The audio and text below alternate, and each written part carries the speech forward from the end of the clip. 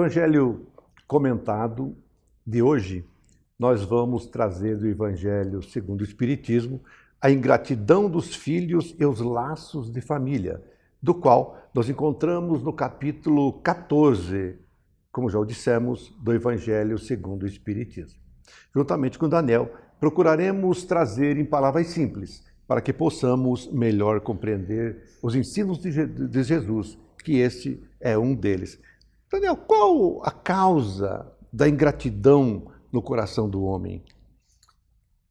A ingratidão ela não surge sem razão, né? Nós trazemos na nossa intimidade matrizes espirituais que às vezes demarcam a ingratidão, ou a afetividade, ou alguma condição, já alguma capacidade de amar, outras expressões da alma desenvolvidas ao longo das nossas experiências espirituais. Então, o espírito ainda imperfeito, como é a massa espiritual que gravita na psicosfera do nosso planeta, traz as suas mazelas de ordem espiritual e às vezes se apresenta com essa faceta da ingratidão. Ingratidão. Né?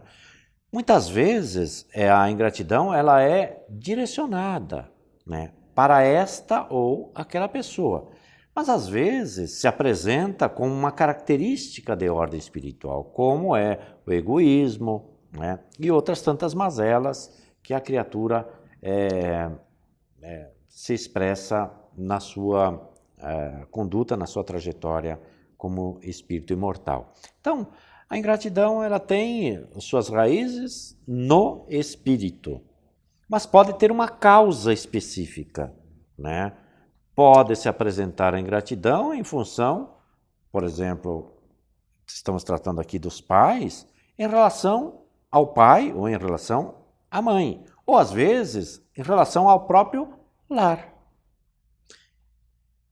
Naturalmente, a matriz dessa questão provavelmente vai se situar numa experiência infeliz no passado, com aquele que hoje é seu pai, ou com aquela que hoje é sua mãe, ou com a instituição na qual a criatura está inserida para reaprender a gratidão pelo fato de estar exatamente convergindo para um lar. Então, quando a criatura se apresenta com uma faceta, com uma, digamos assim, uma deficiência de ordem espiritual, é porque ela traz dentro de si essa matriz que ainda precisa ser melhor elaborada por si mesmo, para que se expresse de modo melhor na relação que vai estabelecer. Isso podemos pôr na conta sempre de encarnação passada, ou podemos colocar na conta dessa encarnação mesmo? Veja, questões que nos caracterizam espiritualmente são questões que são nucleares, ou seja, são da matriz de ordem espiritual. Nós caminhamos, eu vou usar aqui uma metáfora, do escuro para o claro, ou do claro escuro, entende? Para a luz. Então, as nossas mazelas, elas são produto daquilo que nós somos. Se hoje ainda não trazemos a melhor expressão, mas um dia seremos a expressão mais pura, né, do processo evolutivo do ser. Né? A gente tem um modelo e tem o guia para a humanidade. Esse é o consolo da vida, né? Esse modelo nós sabemos quem é. Vamos fazer um segredinho aqui, né, entre nós aqui. Todo mundo sabe de quem nós estamos falando. Então, ele também percorreu esse caminho evolutivo, né? Ele não é um espírito criado puro e perfeito por Deus. Isso não existe, do ponto de vista da criação. Nós caminhamos do imperfeito para o perfeito. Então, quando nós nos apresentamos para uma determinada situação com certas características de imperfeição, é natural que nós trazemos isto como acervo espiritual. A gente tem no nosso baú e os estudiosos da psique humana falam dessas sombras, né? Desse lugar onde ainda esses arquivos inconscientes. Exatamente. Ainda não tem luz, né, nessas áreas escuras aí do nosso psiquismo, né, da nossa condição mesmo moral, né? Então, de maneira geral, quando nós nos apresentamos com dificuldades, é natural que a gente já vem com histórico, aí, com estoque, né, na prateleira, que a gente precisa resolver ainda, substituindo esse estoque ruim, digamos assim, por um estoque bom, né? Mas, graças a Deus que temos oportunidades, né? Natural. Inúmeras, até o último sentiu, né? Valdecir, os espíritos dizem que, ainda que a gente não percorra todo o caminho que a gente poderia potencialmente percorrer, mas a gente sempre acerta mais do que erra. Então, quando a gente vem para uma encarnação, nós temos uma planificação existencial. Ninguém vem para uma existência sem saber o que ele tem que fazer aqui. Caiu de paraquedas. Não, absolutamente. Então, há todo um desenho, né? Há toda uma estrutura espiritual para que a gente cumpra aqui. Se cumprir 10%, 12%, 13,5%, já está bom, porque a gente já sai melhor da existência aqui. Mas às vezes a gente sai com traços de ingratidão, mal resolvidos ainda em relação a uma determinada pessoa, ao lar, enfim, essas questões que nós própria relação com o nosso semelhante, Sim, né? Agora, Agora, como nós vemos que a vida de relação ela não é tão fácil assim, né? Não é. Então, Daniel, como nós devemos agir diante da ingratidão dos filhos? Falando dos pais agora, como devemos agir? Bom, ser pai é possuir um mandato divino. Quando o Criador outorga filhos à nossa tutela, é porque Ele confia que nós temos capacidade de dar conta desse compromisso, deste dever espiritual. Se os filhos são ingratos em relação aos seus pais, eles vão experimentar também a gratidão logo ali ao dobrar a esquina. Porque a ingratidão, ela também gera ingratidão. E se os pais, por sua vez, tratam com zelo os filhos, com a responsabilidade por Deus investida neles, ainda que a ingratidão seja por parte dos filhos, não os atingirá. Quem haverá de responder, do ponto de vista da lei divina, são os filhos em relação à ingratidão que os pais possam receber. Há relatos na boa literatura espírita que há casais que se preparam no mundo espiritual para se proporem, numa determinada existência, receber filhos, né, com determinadas características. Então, a mãe vai preparar o seu útero para receber filhos, onde ela sabe que a ingratidão será o traço característico daquelas criaturas. Mas às vezes esses filhos votam a ingratidão para aquele espírito, mas aquele espírito não tem compromissos diretos com aquela criatura.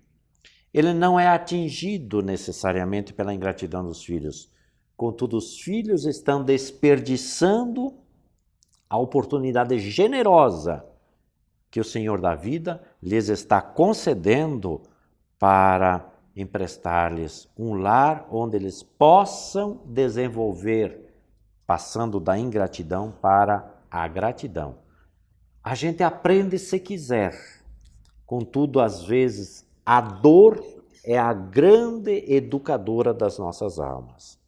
Desperdiçar uma oportunidade, às vezes, significa séculos para recuperar o tempo disperso. Muito bom. Uma das coisas que aprende-se na vida através dos ensinos de Jesus, de que a semeadura ela é livre, mas a colheita ela é obrigatória. Nós devemos ver na nossa intimidade, de ver o que é que nós estamos semeando, qual a semente que nós estamos trazendo para os nossos filhos e qual a semente que nós estamos jogando nessa seara chamada paz. O Espiritismo em Palavras Simples volta já já.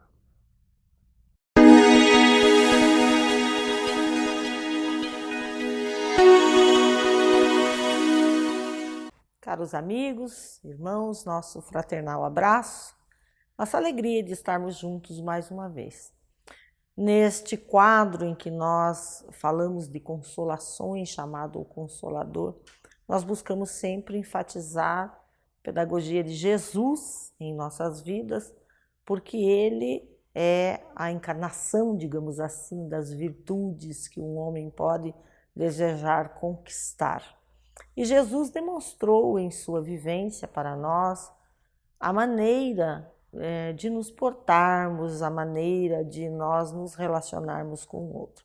Nós falamos inúmeras vezes em paixões, falamos sobre a doutrina, a revelação dos Espíritos, que nos dizem que as paixões são neutras, o que realmente vem a ser vícios nesse sentido é quando se acresce a nossa vontade no sentido das conquistas e acaba sendo uma desarmonia, acaba sendo um vício, uma paixão em si. Falamos também sobre a nossa postura e o entendimento que a doutrina nos dá e nos traz dos maus hábitos que temos em nossas vidas e a observação que temos que ter desde o estado da infância, porque nós somos espíritos milenares e vamos demonstrando ao tomar postura do nosso próprio caráter, da nossa personalidade, o arrastamento desses hábitos em que nós vamos deixando transparecer para ser trabalhado pelos pais, pela sociedade, pela educação em si. A importância sobre isso. Claro que nós buscamos o entendimento do que seria então dentro das paixões, as virtudes, em que os Espíritos nos esclarecem que a mais meritória de todas as virtudes é o desinteresse pessoal. É aí que nós vamos conquistando, então, o homem de bem que pretendemos ser. Mas essa proposta do Evangelho que nós vamos cultivando, muitas vezes, fica no nosso entendimento algo de belo. Realmente o Evangelho é um verdadeiro poema da vida, é algo muito belo. Mas nós precisamos aplicar em nossas vidas. E aí nós temos que retirar essa essência do Evangelho para inserir no cotidiano, no dia a dia, nos exemplos práticos, né? Então, o que seria... ao contrário, o que seria virtudes, né? Em vez de nós falarmos de paixões, o que seria virtudes? Como cultivaríamos essas virtudes em nossa vida, né? É a regra de bem proceder. E aí nós vamos colocando a exemplificação singela, né? Simples, de maneira humilde, de maneira concisa, com lucidez que o Espírito vai angariando em nossas vidas, ao exemplo que Jesus nos deu. Procedermos bem em tudo o que nós possamos buscar a realizar, a fazer. Se nós estudamos, por exemplo, nós cultivamos o nosso intelecto, nós nos instruímos, nós temos que fazê-lo com o intuito de eu vou me melhorar, eu vou progredir dentro do conhecimento para ter discernimento das coisas, para ter conhecimento de regra geral do mundo, das ciências. Mas não basta só isso, né? Eu tenho que proceder bem em tudo que eu possa fazer. Se eu me alimento, por exemplo, um simples ato corriqueiro do dia a dia, para angariar a disciplina da virtude, eu tenho que ficar no equilíbrio. O alimento serve para que eu dê a manutenção natural que a vida do corpo exige de mim, com os cuidados básicos para que eu tenha a saúde. Então, tudo que vai no excesso, como nós trabalhamos na paixão, no excesso que se acresce à nossa vontade, torna-se um vício. Alimentação em excesso torna-se vicioso, trazendo várias implicações na saúde do corpo humano.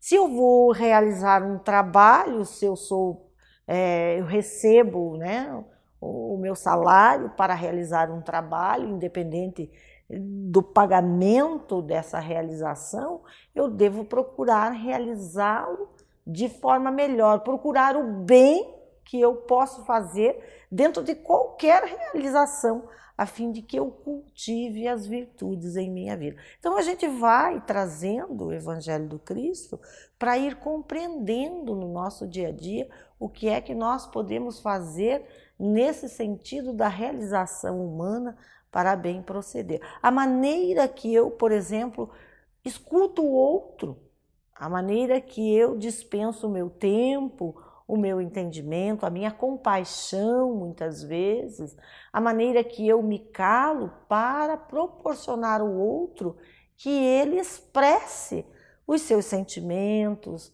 aquilo que lhe vai na alma, e que muitas vezes nós, nesse ato tão simples que é de ouvir, nós não trabalhamos a virtude, porque nós queremos falar mais do que ouvir. Ou então nós taxamos o outro um pouco mais de todas as suas considerações, ou simplore as suas considerações, e há que nós queremos dominar. Aí vem o interesse pessoal, no sentido de que eu sei mais, eu falo melhor, a minha ideia sobre esse ou qual ou tal assunto, eu consigo trabalhar melhor. E aí está o nosso egoísmo, que fala para nós, os espíritos também, que é a raiz, é a chaga da humanidade e que nos traz tantas imperfeições que nós dizemos egoísmo igual a um interesse pessoal. Então nós estamos naquela luta entre as virtudes que nós queremos conquistar e esse egoísmo enraizado em nós, tão difícil de trabalharmos, porque muitas vezes nos falta lucidez para olhar para dentro de nós. Então é importante fazer esse exercício. Jesus é esse generoso espírito amigo que pisou na terra e nos trouxe tanto exemplo de compaixão com os simples, com os humildes, sempre favorecendo, sempre enternecido, né? Ouvindo silenciosamente, embora a nossa ignorância no sentido humanidade, ele aguardava serenamente para depois, então, trazer os entendimentos da vida. E às vezes de uma forma tão bela, porque nós não tínhamos capacidade de compreender, então eles traziam as histórias, parábolas em si, trazendo exemplos da época para que as pessoas pudessem compreender. Continue assistindo esse programa, Espiritismo em Palavras Simples, consulte no YouTube, né? Espiritismo em Palavras Simples, que você vai encontrar os programas lá. Muita paz!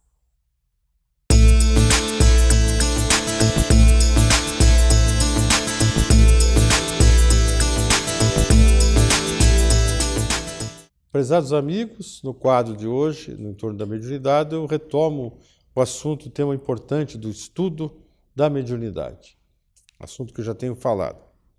Sempre relembro que o fato de que a mediunidade é uma faculdade que o indivíduo traz como predisposição do nascimento, um compromisso reencarnatório que não se pode dispensar.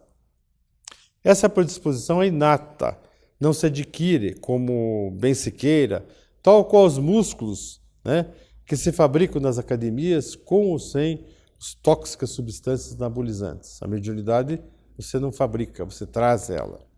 Então a mediunidade, como você traz, você educa, você aprimora pelo estudo e pela observação que o seu portador faz de si mesmo. Já comentei que a melhor forma de estudar a mediunidade é em grupos, com bom método e com coordenadores experientes. Também já comentei que há muitos métodos e que o Livro dos Médiuns é a base. Tem que ter o Livro dos Médiuns na base de qualquer estudo de mediunidade. Citei também que há métodos que o estudante de mediunidade passa por um longo período de estudos teóricos e depois passa para a experimentação mediúnica. Há métodos que a teoria e a experimentação prática são dadas de forma simultânea, ou seja, à medida que se inicia o aprendizado teórico, também se inicia o conhecimento dos elementos que envolvem a prática mediúnica. Esse modelo de educação mediúnica, no meu entender, é mais eficaz, ou seja, aquele que você tem as partes simultâneas, desde que as experimentações práticas, no início, não impliquem manifestações ostensivas, ou seja, de comunicação mediúnica propriamente dita. Isto é, o indivíduo vai aprender, aquela iniciação na prática mediúnica não é iniciação de comunicação, é iniciação de aprendizado de si mesmo, dos aspectos que envolvem. Na fase inicial, o estudante ainda não tem todo o conhecimento necessário para partir para a intermediação. Então, ele não tem, então ele não pode se colocar nessa condição. Por que considero, então, que o método de estudo que intercala teoria e prática é mais eficaz? Primeiro, por não ter que esperar um ano ou mais para começar a experimentação mediúnica, fazendo só estudos. Então, ele vai aprendendo nesse processo simultâneo, autoeducar-se, a conhecer-se. Falarei mais adiante um pouco. Também não distancia o indivíduo, o aluno, da teoria de 1 ano, 2 anos para a prática. Ele pode ter esquecido muito do conhecimento. Eu sei, tenho certeza, que as opiniões divergem nesse campo, mas vivenciando o assunto há 4 décadas, pelos 2 métodos, eu acho ainda, tenho a minha opinião, que a simultaneidade é melhor. No início do programa de estudo, não se recomenda ao iniciante se ater com comunicação mediúnica ostensiva. Isso é muito importante. Então, vem uma questão aqui. O que é que se faz nesse começo, no campo da prática mediúnica? Que prática é essa se ele não se inicia na comunicação? Antes disso, eu vou contar uma história, uma experiência para vocês. Eu nasci numa família bem espírita, porque ambos os avós, paternos e maternos, eram espíritas, meus pais também, por consequência. Então, assim, eu recordo assistir desde criança uma sessão mediúnica na casa de meu avô paterno, quando bem criança, lá em Ponta Grossa, em que ele dirigia uma reunião, minha avó era médium, que fazia comunicação, e eu sentadinho numa cadeira ali, assistindo. Essas práticas nas casas eram muito comuns, mas nós sabemos que não são recomendáveis. Eu, oportunamente, falarei por quê. Portanto, o trato com a mediunidade, para mim, não era estranho, porque desde criança participando. Mas eu não tinha conhecimento técnico do assunto, não tinha lido nada até a minha juventude sobre mediunidade.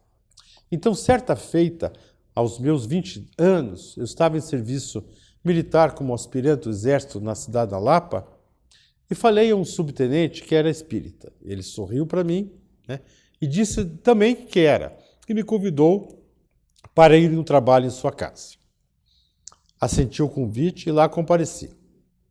Sentei-me à mesa e, passado um tempo, houve uma manifestação de uma médium. Depois de um tempo de silêncio, ele diz assim para mim, o dirigente, que era o subtenente, que eu recebesse a entidade que estava ao meu lado e insistia nisso. Aspirante, receba a entidade que está ao teu lado, dê passividade, pá. E eu ali, paradão. Não tenho uma mediunidade ostensiva, de forma que não percebi nenhuma presença mais acentuada, nem um registro de pensamento intuitivo que significasse alguma comunicação, e fiquei ali conturbado com aquela situação. Até que passou um tempo e terminou a reunião. O fato de não ter mediunidade intuitiva não me impede de receber intuições, muitas que recebo em palestras, na condução de estudos, na direção de trabalhos. A gente sempre recebe. Mas não para a comunicação extensiva. Naquele tempo eu não tinha conhecimento detalhado de mediunidade. Achei estranho que o dirigente estava insistindo que eu recebesse uma comunicação, uma entidade que eu não tinha a menor ideia que ali estava. Então, tal experiência leva-me a concluir que antes de qualquer prática ostensiva, é muito importante o estudo teórico. E mais do que isso, o autoconhecimento que se faz sobre a mediunidade que você tem. O iniciante precisa saber disso. Voltando então àquela questão, o que é que se faz nas primeiras práticas de um programa mesclado entre teoria e prática, eu explico. Das primeiras práticas, aprende-se concentração, a teoria da concentração, exercita-se. A entender o mecanismo da prece e aprende a orar-se. A entender o mecanismo da radiação e se faz a radiação para doentes. A perceber e avaliar as presenças espirituais pelas energias que envolvem, ou na linguagem espírita e pelos fluidos que nos cercam, para interpretar.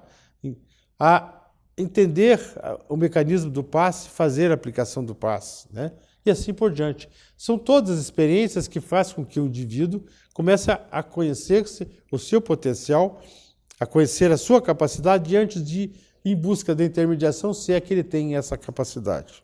Enquanto aprofunda o conhecimento teórico, ele passa a trabalhar a questão do seu autoconhecimento, da sua capacidade de percepção, do entendimento dos fluidos que o cercam para saber se são bons ou são maus, fazendo comparação com o seu padrão e assim por diante. Pense sobre isso. Hoje é uma oportunidade de você raciocinar sobre esse assunto. Por hoje ficamos por aqui. Recomendo que você fique sempre ligado no nosso programa, todas as semanas, porque é sempre uma escolha saudável para o teu ambiente espiritual. Tchau.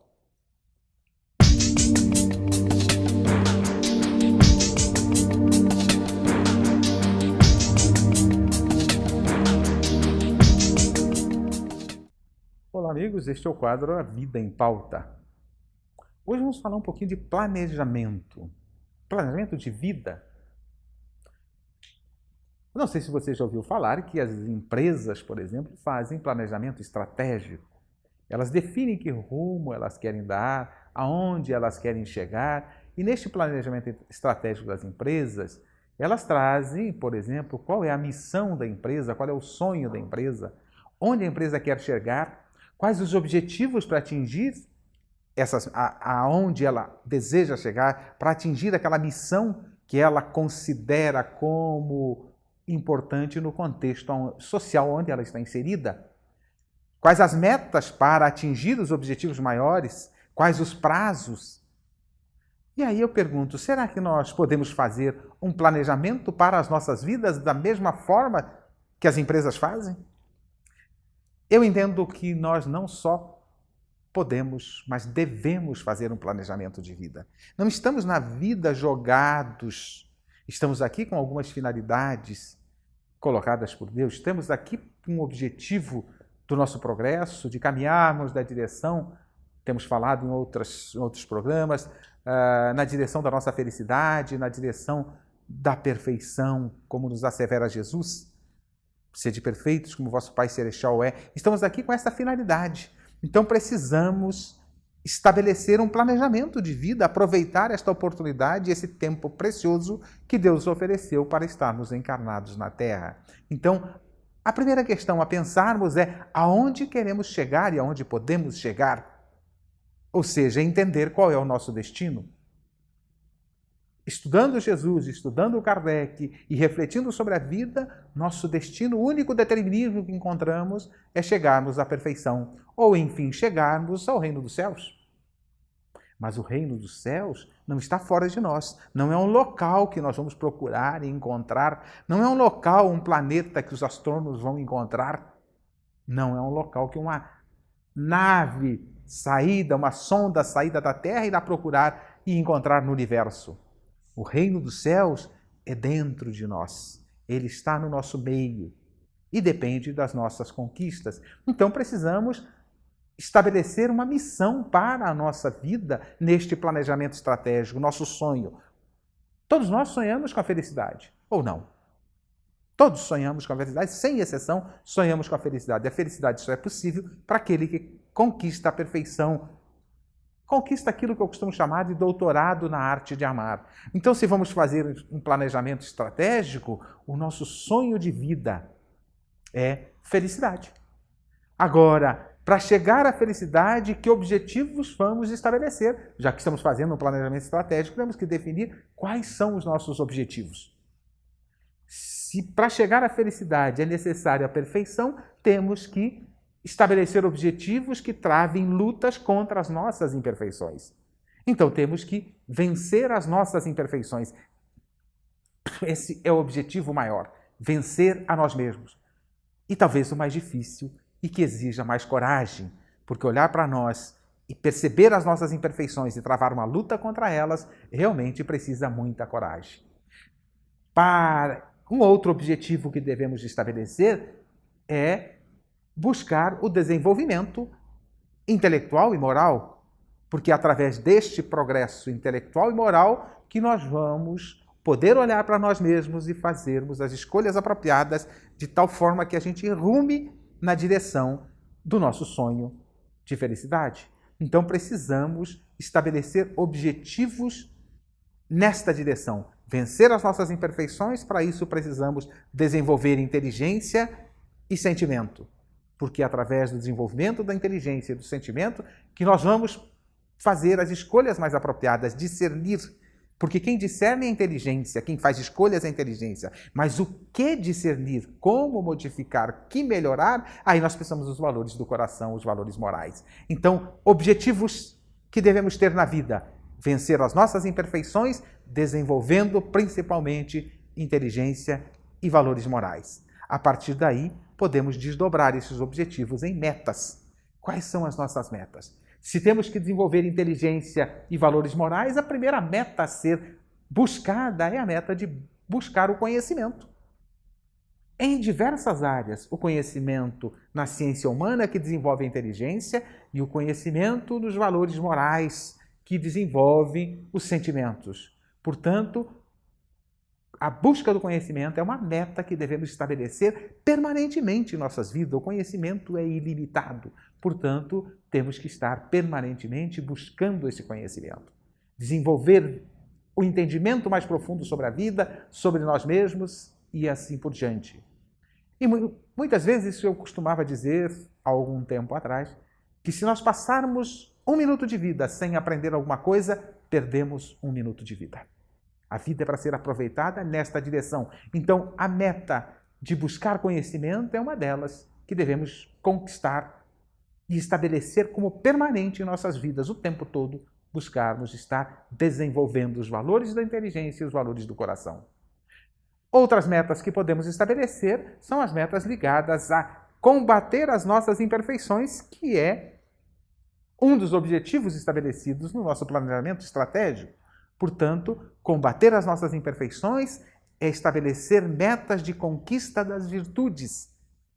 Por exemplo, você já parou para pensar e estabelecer um planejamento de conquistar a paciência? Ah, você já tem a paciência? Muito bem. Já tem a paciência 100%, não tem nada que te tire do sério. Ok? Então, de repente, buscar conquistar tolerância. Você é tolerante com as coisas que se apresentam no mundo e exigente com você? Como é que você se comporta?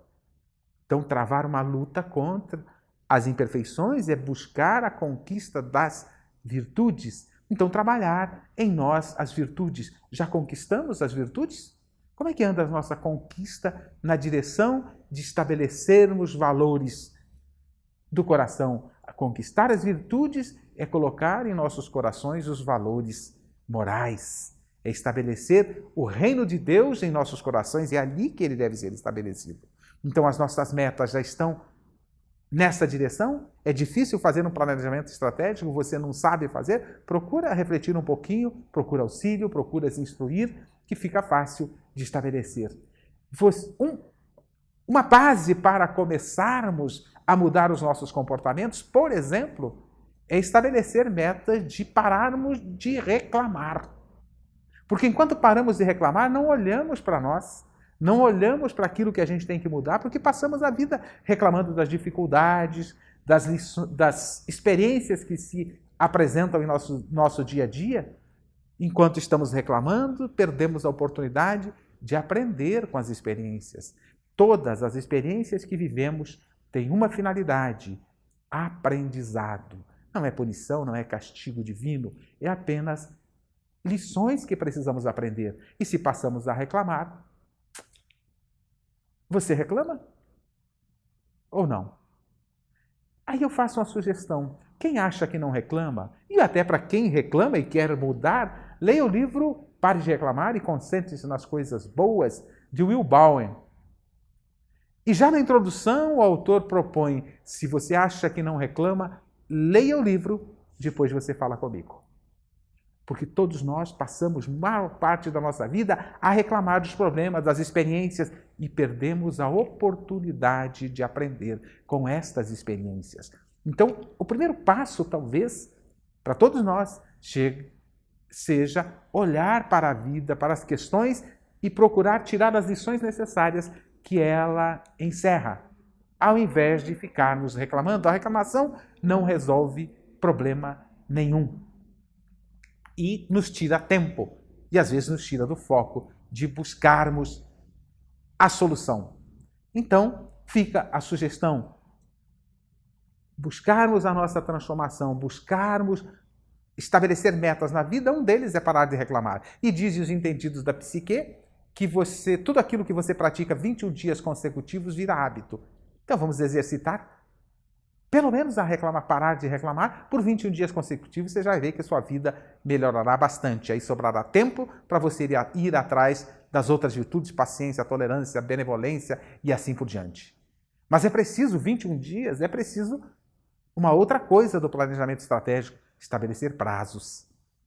Em quanto tempo você consegue parar de reclamar? Em quanto tempo você conquista paciência? Se você parar de reclamar, sobrará mais tempo para conquistar paciência, tolerância, indulgência e assim por diante.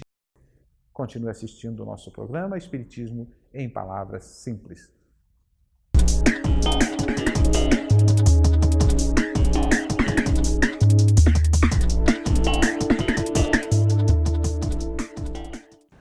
Olá, bem-vindo ao quadro Espírito Jovem. Neste quadro, nós procuramos sempre abordar os temas relacionados à educação, os mais variados temas que possam proporcionar uma reflexão sobre os nossos hábitos, já que, segundo Kardec, educação é conjunto de hábitos adquiridos. Nós estamos trazendo aqui, para essa reflexão, neste bloco, uma informação de um relatório que foi feito por afiliados da ONU e da OCDE europeia, mais de uma centena de representantes das grandes empresas mundiais, pesquisadores, cientistas, que tiveram a incumbência em 2010 de projetar o mundo para 2050. Portanto, uma projeção de 40 anos à frente. E a lógica desse relatório ficou intitulado como relatório Visão 2050. Ele já pode ser encontrado traduzido para o português nas redes sociais, na internet, de maneira geral. E a nossa proposta aqui, convidando os amigos, é fazer um resumo rápido deste relatório, comparando, evidentemente, com as mensagens da doutrina espírita, para que nós percebamos, num primeiro momento, o quanto a doutrina espírita é avançada e foi avançada das informações que já lançadas ao público já há mais ou há quase 2 séculos atrás. O relatório diz e traz as informações a respeito da educação, da saúde, do consumo, de hábitos do ser humano, preparando ele para este mundo que virá em 2050. Em resumo, ele diz: é preciso que mudanças radicais sejam feitas, pois no atual ritmo de consumo, no atual ritmo de vida do ser humano, com seus hábitos atuais, não há como ter um mundo equilibrado e sustentável para as próximas gerações.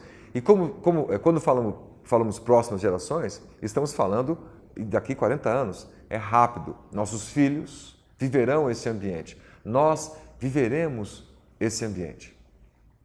O relatório traz informações que são cruciais e quando ressalta a importância da mudança radical de costumes, não é uma mudança externa, exterior, para que outros façam, para que os países desenvolvidos proporcionem. Não. A mudança é lançada para um convite interno, íntimo. Nós temos que mudar radicalmente alguns dos nossos hábitos, sob pena de não termos um planeta sustentável, de não termos capacidade de viver bem e plenamente em 2050. A proposta rápida é que nós possamos ler alguns trechos do relatório Visão 2050, comparando com algumas afirmações exaradas em O Livro dos Espíritos, na doutrina espírita. Se não, vejamos. O relatório diz, entre outras coisas, sobre viver bem, no capítulo Viver Bem. Se tivermos a capacidade de liderar o processo com decisões integradas aos interesses coletivos, esse fantástico contingente populacional poderá viver bem, com comida suficiente, água limpa, saneamento, moradia, mobilidade, educação e saúde, para gerar bem-estar dentro dos limites do planeta. O relatório diz que nesse nosso modelo atual de hábito de consumo, de hábito de vida, nós precisaríamos de 2,3 planetas Terra para dar conta de toda a nossa ganância, nossa avidez por ter as coisas, por consumir as coisas. A ganância das empresas em criar produtos, lançar produtos, vender produtos e obter lucros através disso. Comparando isso, por exemplo, com a questão 793 de O Livro dos Espíritos, Kardec pergunta: por que sinais se pode reconhecer uma civilização completa? A resposta dos Espíritos Luminares é: vós a reconhecereis pelo desenvolvimento moral. Acreditais estar muito adiantadas por teres feito grandes descobertas e invenções maravilhosas. Porque estáis melhor instalados e melhor vestidos do que os vossos selvagens. Mas só tereis verdadeiramente o direito de vos dizer civilizados quando houverdes banido da vossa sociedade os vícios que a desonram e quando passardes a viver como irmãos, praticando a caridade cristã. A proposta dessa reflexão, ainda que rápida, é comparar um relatório feito por cientistas, muitos deles ateus, não há nenhum religioso participando dessas informações, empresas, pensadores, e nós veremos que eles apontam um rumo numa direção ou numa tendência que está completamente em acordo com o que pede e solicita a doutrina espírita para todos nós. Quando ela pede, quando ela exalta, quando ela convida, quem tem olhos de ver, que veja, quem tem ouvidos de ouvir, que ouça, relembrando as palavras do nosso irmão maior, Rei Solar, Jesus, estamos afinados com as tendências que o mundo mesmo está descobrindo. Ou mudamos radicalmente nossa postura, nossos hábitos frente à vida, ou nós não teremos uma condição de vida plena para todos daqui a pouco menos de 40 anos.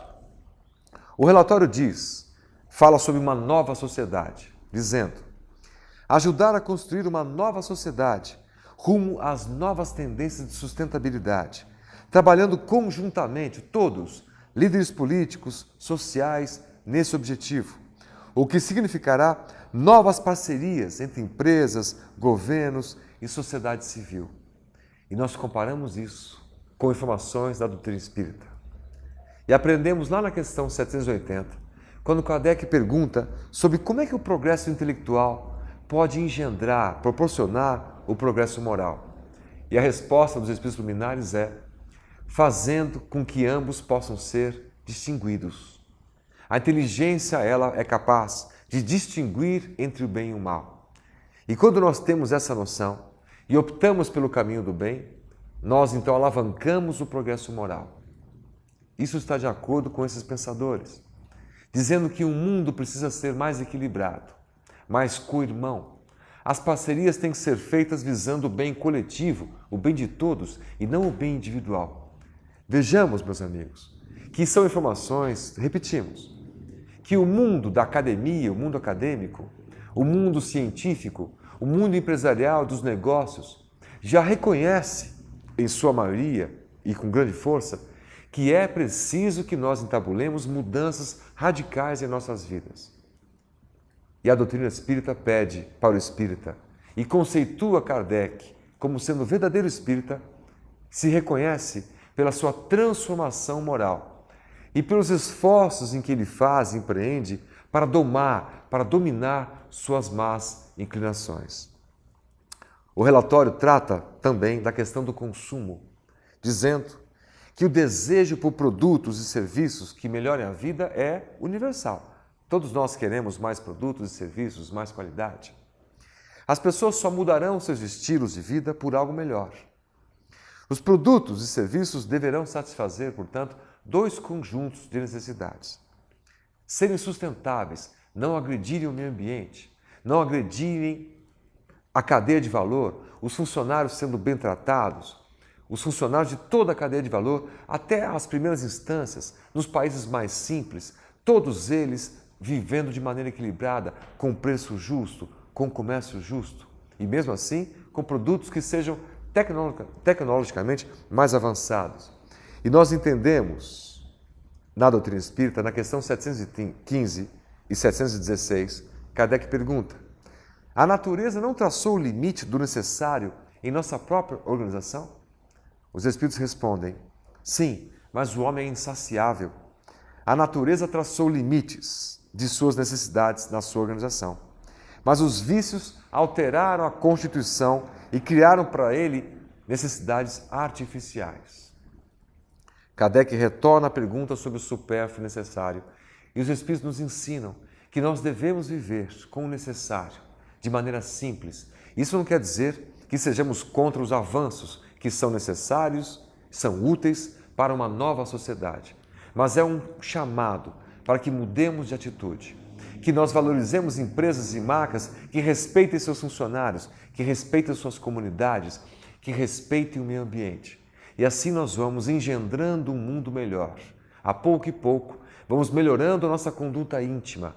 Um novo olhar sobre nossas posturas, sobre nossos hábitos, é fundamental para que a vida retorne a ter um equilíbrio necessário e fundamental para a felicidade plena de todos.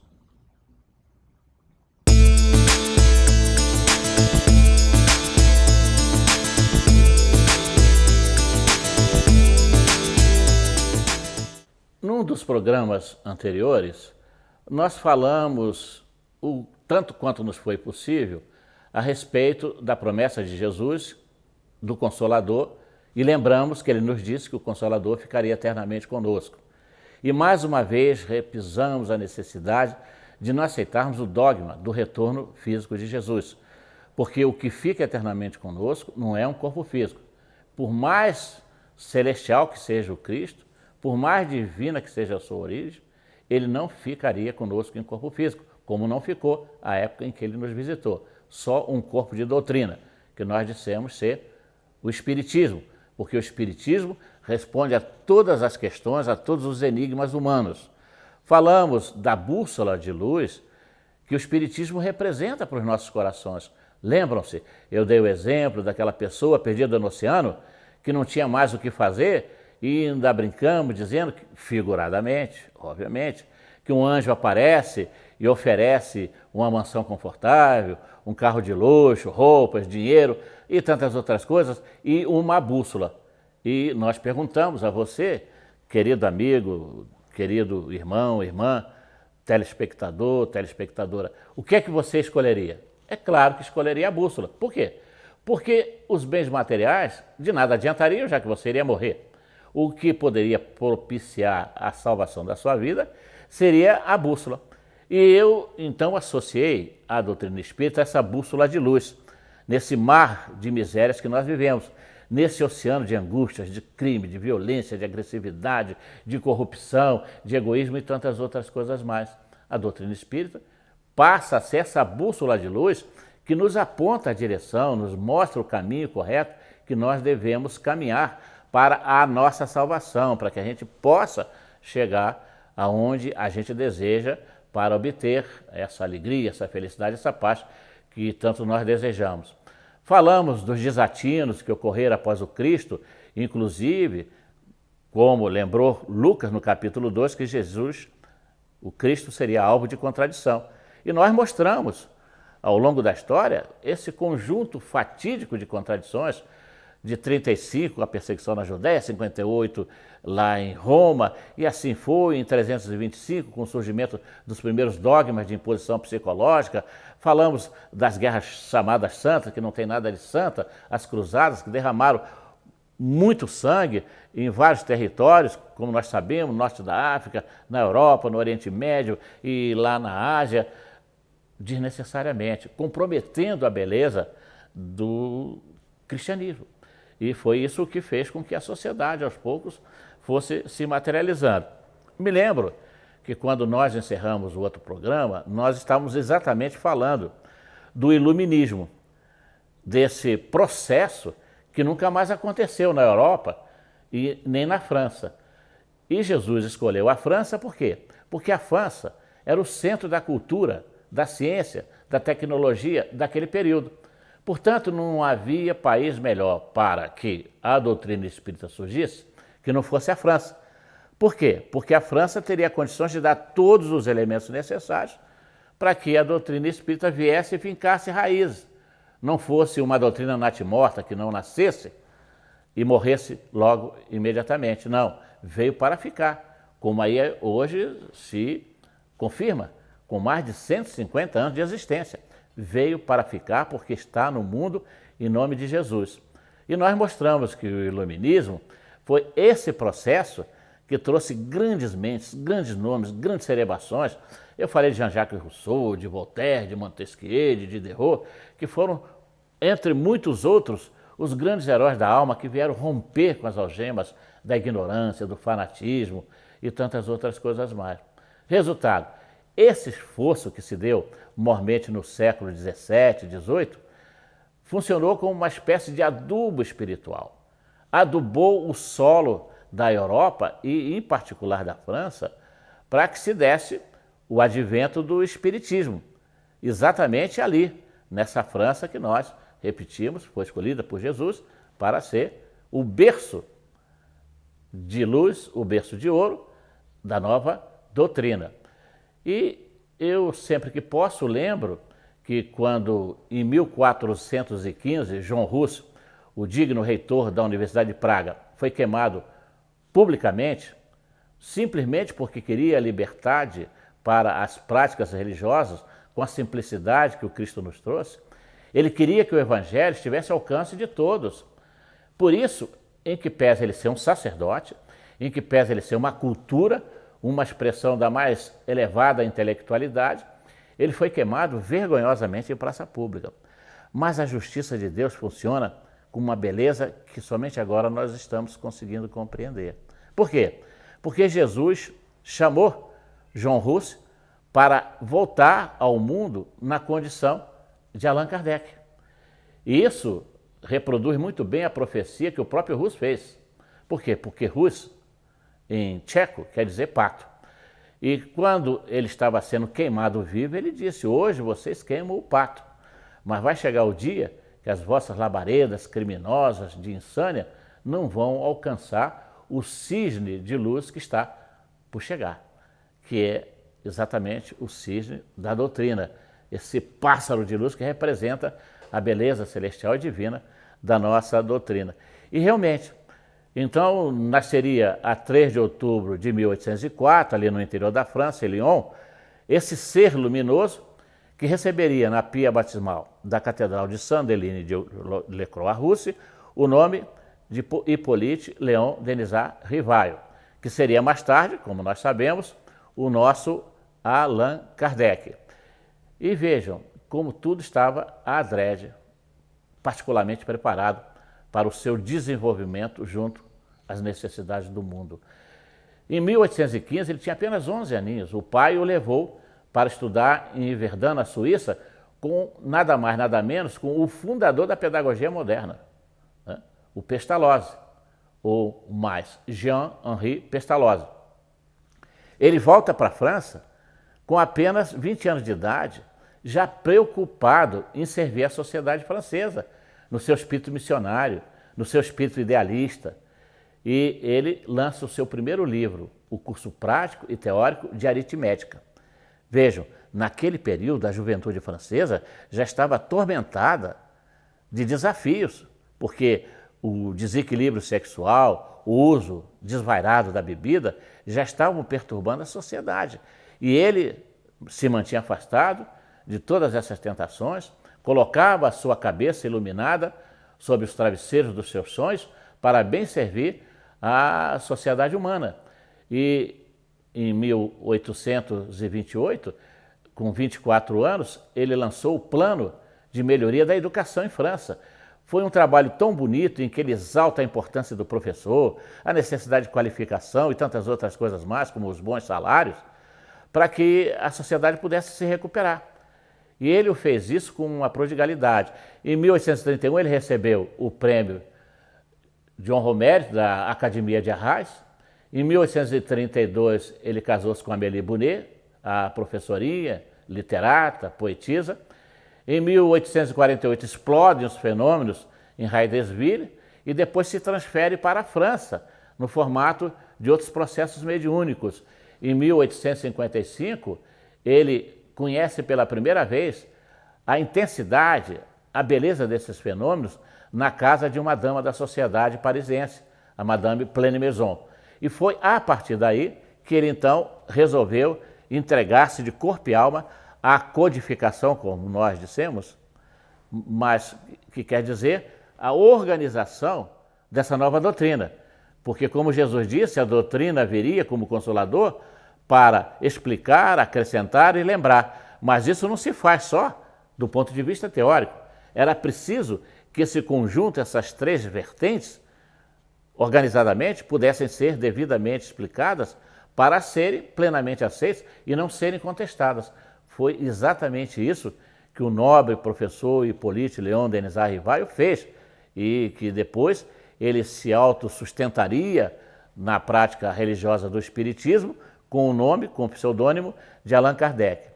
Numa outra oportunidade, nós vamos falar de todo o seu trabalho, agora mais no campo propriamente da literatura espírita e as consequências, as respostas que a sociedade deu ao crescimento fantástico, exponencial da nova religião que embute ciência e filosofia no mundo. E assim nós, então, numa outra oportunidade, voltaremos ao assunto com novos aspectos. Música